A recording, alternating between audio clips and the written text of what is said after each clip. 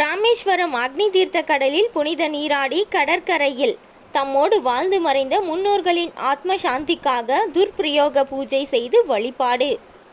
ராமேஸ்வரத்தில் மகாலய அமாவாசையை முன்னிட்டு திரளான பக்தர்கள் அக்னி தீர்த்த கடலில் புனித நீராடி கடற்கரையில் தம்மோடு வாழ்ந்து மறைந்த முன்னோர்களின் ஆத்ம சாந்திக்காக துர்கர்ம பூஜை செய்து வழிபட்டு வருகின்றனர். அகில இந்திய புண்ணிய ஸ்தலங்களில் ஒன்றாக கருதக்கூடிய ராமேஸ்வரம் ராமநாத சுவாமி கோவிலுக்கு ஆடி, தை மற்றும் புரட்டாசி அமாவாசை காலங்களில் ஆயிரக்கணக்கானோர் வருகை தந்து தம்முடன் வாழ்ந்து மறைந்த முன்னோர்களுக்கு திதி தர்ப்பணம் கொடுத்து வழிபடுவது வழக்கமாக இருந்து வருகிறது.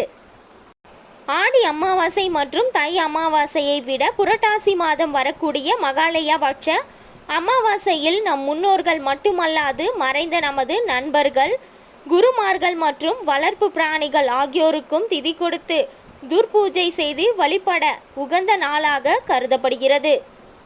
ஆவணி மாத பௌர்ணமிக்கு அடுத்த நாளிலிருந்து 15 நாட்கள் மகாலயபட்ச அமாவாசையில் பித்ருபட்ச காலத்தில் மேலுலகில் வாழும் தம்மோடு வாழ்ந்து மறைந்த முன்னோர்கள் ஆத்மா தன் குடும்பத்திற்காக பூலோகம் வருவதாக இந்துக்களின் நம்பிக்கை.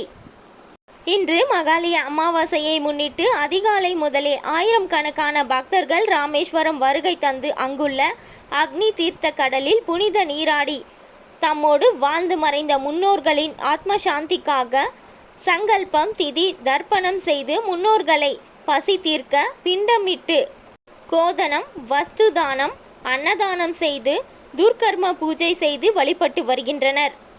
பின்னர் ராமநாத சுவாமி கோவிலில் உள்ள 22 புனித தீர்த்தங்களில் நீராடிய பின்பு நீண்ட வரிசைகளில் காத்திருந்து ராமநாத சுவாமி மற்றும் ஸ்ரீ பர்வதவர்த்தினி அம்பாளை தரிசனம் செய்து வருகின்றனர்.